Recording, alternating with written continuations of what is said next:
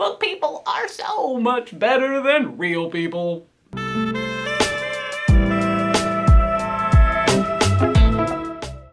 My channel is white as Alaska, which shows that I'm a dumbass. I am hella missing out. Cause damn did this book do me good. Our heroine Jen is the #Black Girl Magic. She's also the curvilicious new employee at Mr. Hero's company. Theo is her super sexy, super introverted British Asian boss. Oh, and he perfection times a billion. The proof? Our OTPs say hi when Jen accidentally emails Theo about the office perv. Yesy indeedy, the romance gods have blessed us with an epistolary meet cute. Then Jen gets a stalker and Theo gets protective. He goes hard with his hero in pursuit shiny night routine. Let it be known far and wide that my ass went batshit crazy over this OTP. The two sell the book good. There was a lot of fun realism that went into making these characters human. For starters, Jen ain't an idealized version of a curvy woman. She's an honest-to-goodness plus-size chick. Her brown skin shone luxuriously over full, luscious features, and her body curved like a country hillside beneath her plain gray skirt suit. She was a big girl, but that skirt was deliciously small. Oh yes, she's big and sexy and please, she's still sexualized. That's not— Bitch, let me finish. You see, our girl's body is realistic.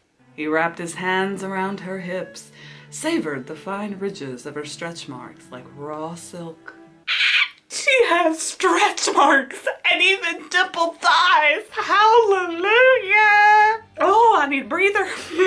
And y'all, that low-key realism don't quit there. For Jen is described as prickly.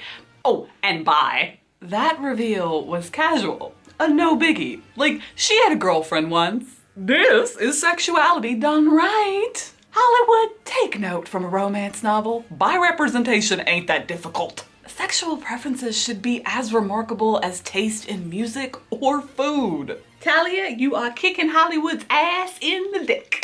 And I approve so hard. No question about it, Jen is a top shelf human. And Theo don't lag behind with his awesome sauce neither. Granted, there is an inherent power imbalance with this OTP. Theo's Jen's boss, and he's 14 years her senior. He is 40 and she is 26. Yes, I love age differences. But had Theo been written any differently, this could have been skeevy from start to stop. But what I love about Talia's writing is that Jen is never not in control. Yeah, hero hottie pursues, cause he's got the lust and the like. But he gives Jen all the power, and she takes it. Consent is so freaking sexy. He even asks Jen, can I play with you? Pardon me, my ovaries just went splouty. Those words were way hotter than some dude throwing a woman against a wall. I mean, if she gives her consent to be thrown against a wall, obviously it's hot too. But the point is dialogue. Dialogue makes everything better. Theo's heroism isn't just evident with only Jen. He brushes off a lone, drunk, flirting bar girl before sticking her with a group of sober women. That's next level hero shit, that is. He also fires the office perv. Sexy? Don't get sexier than that. Theo's a hell of a good guy.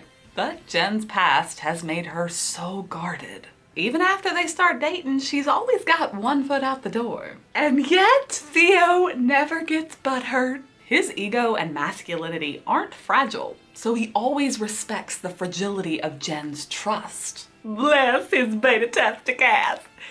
Even though said ass did fall kinda hard and hella quick.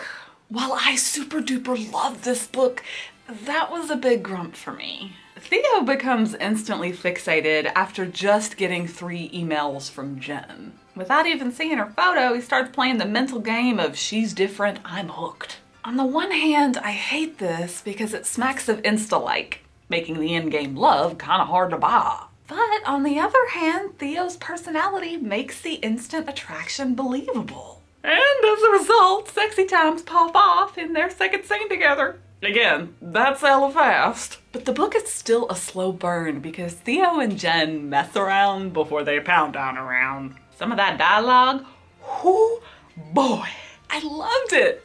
But again, the insta-like isn't really helped by the book's pacing. Once the stalker plotline pops off, our OTP resolved their conflict pretty quick.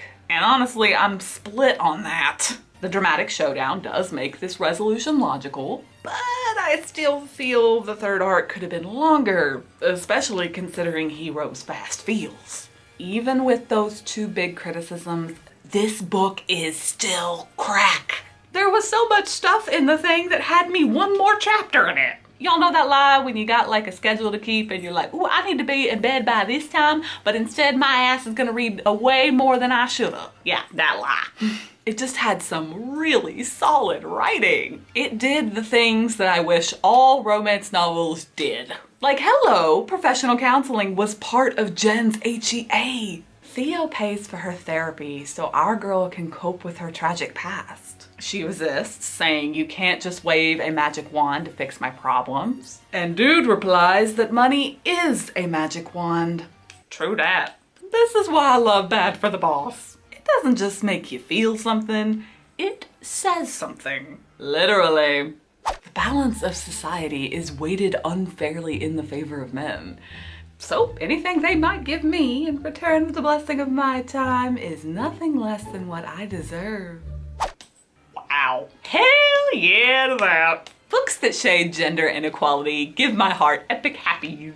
Even institutionalized racism gets called out. Ju, Theo's real name, is noted as being too foreign sounding to garner success. Stereotypes get the middle finger with a BFF who is a punk rock black chick. Oh, and side note, this gal gave the best sex speech in the history of sex speeches. I loved it so much, I transcribed the damn thing on my blog and I'm gonna link it below because hot damn, you need to read it. That thing needs to be in every American school system ever. There's just so much sex positivity in this novel. Our OTP even rocked Humptown without virgin vajayjay pain. Talia, you're my goddess. This woman's an all-powerful deity who makes art with words. She leaned back, clinging to him like a fool, and every flick of his tongue felt like devotion. Previously, lust had been a vodka shot. With him, it was a pill. His tongue slid out to tease her earlobe, and she felt like a storm cloud, swollen, heavy, but floating nonetheless. Well, everything I write is garbage. How can you resist reading this book after hearing that poetry? You can't. Quit lying. Be gone, my pretties, and go read. I always get nervous when I film videos for books that I really like, because I'm so convinced that I'm shit and it's not gonna do the novel justice. But I can't exactly film a 9-minute video of just begging you to read it, read it, read it, read it, read it. If my research is correct, this book is only Talia's second, I think. I'm sure.